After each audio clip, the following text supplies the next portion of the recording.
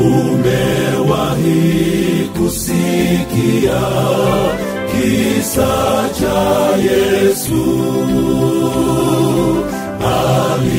aliyeshinda mauti na dhambi zote? Huyo ndiye tumaini la leo, tena ni tumaini la kesho, pia tumaini la milele, Yesu Mwokozi.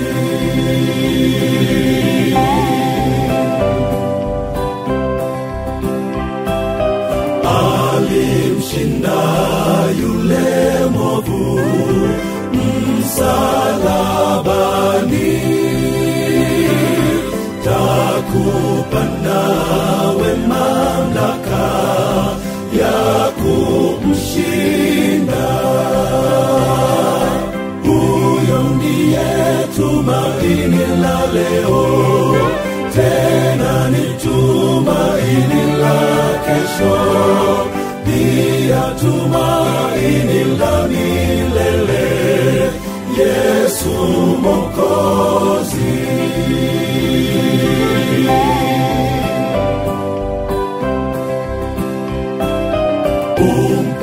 Umpokee Yesu leo ndani ya moyo,